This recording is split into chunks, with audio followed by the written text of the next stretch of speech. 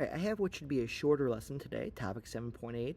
Our notes on the three systems of power we've been studying: the Maya, the Aztec, and the Inca. Three different ways of organizing power in these civilizations.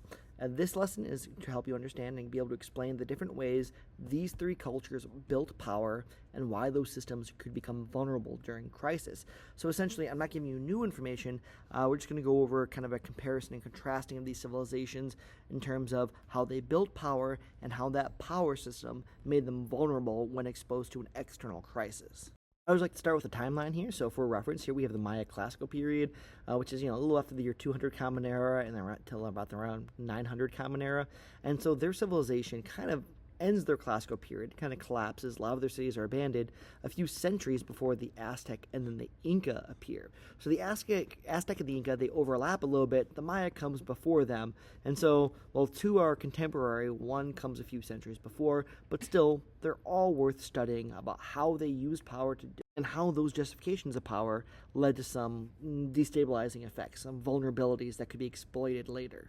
So these three civilizations existed in different regions and different environments, each developing distinct systems to solve the problems they came about, right? Each need to find the way to solve the problem of governing large populations, organizing that labor to build monumental structures and cities and irrigation systems, and how to maintain their authority over those people.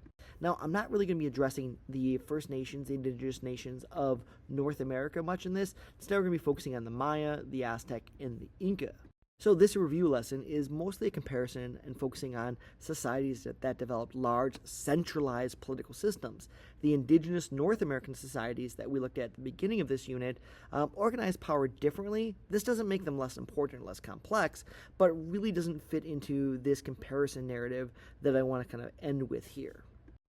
Comparing cultures like this along these lines helps us as historians understand the strengths of each of these three systems, but also the structural vulnerabilities within each system. That is, the things about the system that actually makes it weak when the right pressure points are hit.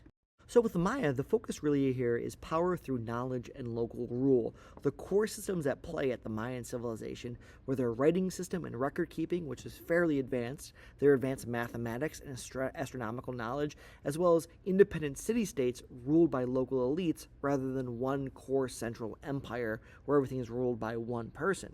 What this system allowed was long-term planning tied to calendars and ritual cycles. So they didn't have to think short-term. They were able to think long-term planning, and their long calendar is a symptom or an element of this. Religious legitimacy is also rooted in this specialized knowledge. So because those elites had this special knowledge about the universe that the commoners didn't have, they could use that to justify their power over their local populations. Because this is kind of decentralized with no central leader, but each city-state kind of doing their own thing within the same system, it allowed this continuity of their culture across many different centuries, allowing for a long-lasting system. However, the vulnerabilities, the weakness in the system, is that they were politically fragmented. They were different city-states with their own areas of power, which means uniting against a common threat would be much more difficult, right? We saw this with the Greeks against the Persians. There was a lot of challenges they had to overcome there. And the competition between different city-states really weakened this sense of regional unity. As we saw with the Greeks, that competition eventually weakened them to the point that they could be controlled and conquered by an outside force. Because there was no central authority, no long-term cooperation between these different city-states, it really did limit their options when responding collectively to a crisis when something new like a changing climate might occur. There's no way to large-scale solve this problem because they're all in competition for the same resources. The Aztecs, on the other hand, their power came through belief, tribute, and urban control, with their core systems being a religious worldview and public rituals that kind of demanded high levels of violence that both created this submission of the people, but also this belief that it was necessary and the elites were the only ones that could keep the world from ending by performing these rituals. The tribute extraction from conquered regions also allowed to support the upper classes in their social hierarchy, especially in the city of Tenochtitlan, and the powerful capital city of Tenochtitlan was this center of authority that the emperor was able to use to push his power onto the peoples of the region.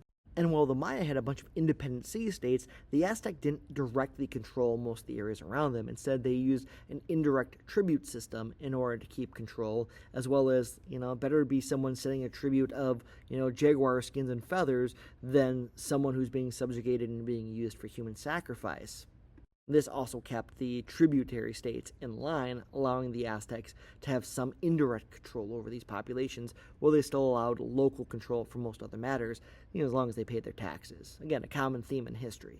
This system allowed for a rapid expansion through alliances, warfare, and tribute demands, allowing them to quickly expand from their core region of Tenochtitlan to the areas around them, creating an alliance with Teotihuacan, but then having tributary states all around them. This tributary system also allowed a concentration of resources, as all the resources. This tribute system also allowed for a concentration of resources into the markets of Tenochtitlan and into the coffers of the upper classes of the Aztec.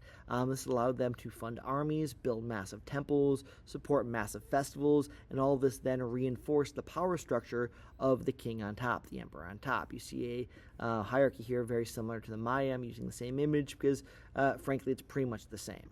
These festivals, in turn, they're being funded by the tribute, and the sacrifice victims being caught by the armies and sacrificed at the temples become these very visible displays of the power of the government, and thus reinforces the hierarchy and obedience of those further down in the social hierarchy, because the people further down are made to realize they don't have the specialized knowledge of the people on the top to keep the cosmic order in place, and thus don't challenge it, or the world will come to an end.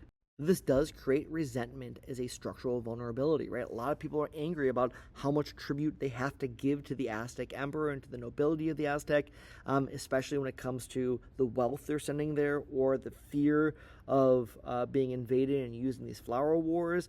Fear isn't a great tactic for control in the long term, as it naturally will breed rebellion. And then there's this legitimacy and loyalty is being weakened the further you are away from the core of the Aztec state, because many of the people in these tributary regions don't share the same religious beliefs of the Aztecs. So this, using the belief system and the sacrifices as a way of reinforcing the authority of the Aztec emperor among the Aztec people is great for the Aztec people. It's not as effective in the distant outlier tributary kingdoms who don't follow the same religious beliefs and are just trying not to get their hearts ripped out as sacrifices. So this dependence on coercion and fear really increases the risk of a revolt during a time of crisis if those who are paying tribute to you, who are just following along because they're afraid of you, when they sense that you might be weakened and unable to force your will upon them any longer, that increases the odds of them revolting and breaking away. That leaves us with the last group, the Inca, who used power through infrastructure, labor, and central planning. The Maya kept control through specialized knowledge in their belief systems. The Aztec kept control through specialized knowledge, belief systems, and violence, whereas the Inca, they kept power in a different way. Also, while the Maya were independent city-states and the Aztec was basically a core city of the Aztec with alliances and tributary states surrounding them, the Inca were a true centralized empire. They built a massive road network to move people and armies and information across this vast territory, very similar to what we saw with the Roman Empire. They used a state labor tax called the mita to build roads, terraces, temples, and storehouses that allowed for, essentially people to travel, food production, worship, and foods to be stored long-term in case of severe drought and famine. They didn't use money systems. Instead, you paid your taxes through labor to the state, building these things that then provided services for the people that then kept them happy and under control. All the major decisions were very centralized. Local leaders had some control, but really it was the emperor in Cusco, at their capital, that had control over the major decisions of where the roads will be built, where the temples will be built, and all that. And while they didn't have a formal writing system like the Maya or the Aztec had, they did have a way of keeping track of records using a knotted cord system known as a quipu that you can see right here. As of recording, we're still not 100% sure on how to read these things, as that knowledge was kind of lost, at least to the best of my knowledge. There's a way of keeping track of how many potatoes were being grown and stored in the storehouses, how much mita tax labor was each family in each region owed to the emperor. So it was a way of storing knowledge and collecting that information and conveying it across long distances that doesn't meet our conventional standard of written writing systems.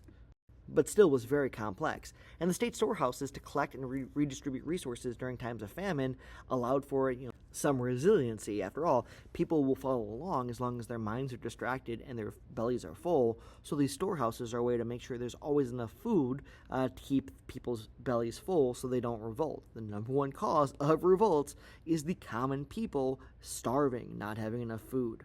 So the Inca had a centralized empire with a lot of complex infrastructure, all being coordinated from one central place in Cusco, and this makes them different from how the Aztec or the Mayan civilizations were organized.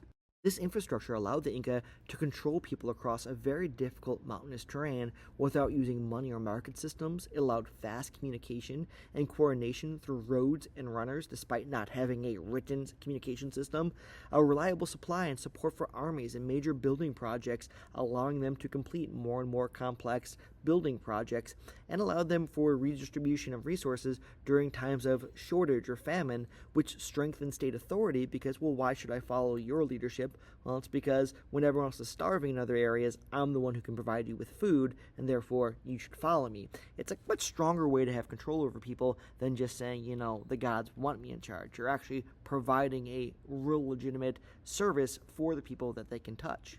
But this does create some vulnerabilities, right? The over-centralization of power in one person's hand reduces local flexibility during crisis because everything has to be decided by one person in one central location. And so you have less innovation when it comes to solving a new crisis when it arrives. And then labor demands, right? High taxation rates, forcing people to do work, and forced resettlement of populations who, may not agree with your tactics can create resentment in subjects' communities. We saw this happening over in our Chinese dynasties that we looked at, with high tax rates leads to rebellion. And all these systems, as great as they were, worked best when the roads, storehouses, and the officials remain stable and functioning.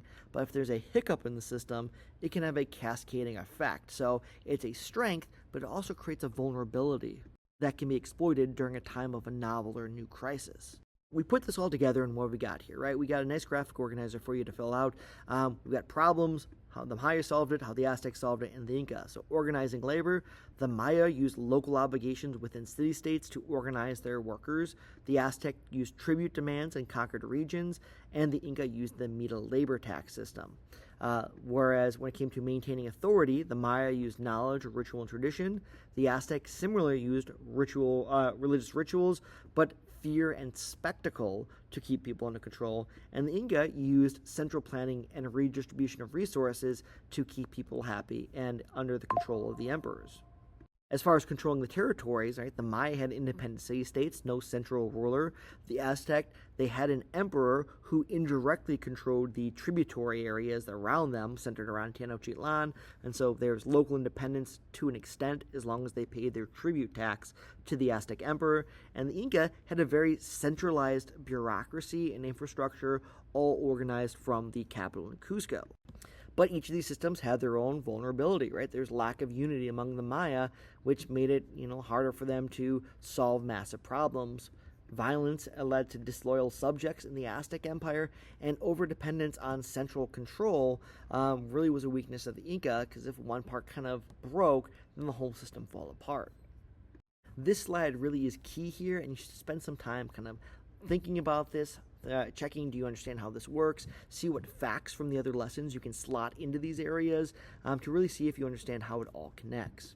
Now, these differences really do matter because no civilization is simple or inevitable, right? They don't just come out of nowhere, and it's wrong to boil them down to one simple trait. Like the Aztec committed sacrifice, the Maya were bloodletters, the Inca built roads. That's a very, one-dimensional look at these cultures, and they didn't necessarily need to exist. They evolved out of what came before. And unfortunately, we didn't spend much time on the precursor civilizations. I had to cut a lot of that out for sake of time. Each of these systems did create strengths and vulnerabilities for them, right? And sometimes their strength can become a vulnerability in a time of crisis. The central planning of the Inca really helped them redistribute resources and meet the needs of their people. But when introduced with a new crisis that no one's ever seen before, that could mean that one part failing leads to everything failing. The Aztec, right? Their strength is really using the tribute system and using their belief system to control the subjugated peoples and use fear to keep control. But that is also a weakness because fear only goes so far. So these internal structures are going to shape how each of these civilizations respond to a crisis when they approach. Sometimes they're successful with how they respond to these crises, these new crises that are showing up. And eventually, they're not going to respond very well. And this will lead to a collapse or conquest of these systems. And that's what we're going to look at soon. But that's where we're going to leave these societies right here. Strong, complex, unfinished. And when we come back to them later, we're going to see what happens when worlds start to collide as the Europeans will eventually arrive. And these structural vulnerabilities are going to be exploited, and we're going to see how it's going to lead to the downfall of these civilizations. And that's where we're going to leave it. Take a few minutes here, rewrite today's goal from the beginning of the video or the top of the note sheet, identify 3 important facts with complete thoughts, right? Not just a word or two, complete thoughts, things you learned from this video that helps you with that goal. And then, as always, what's one question that you still have that's going to help you better your understanding of this? After all, it's not enough just to hear something and to write it down, but stopping and thinking about it is what's going to help you really, truly learn this and integrate it into your memory. All right, until next class, we'll see you then.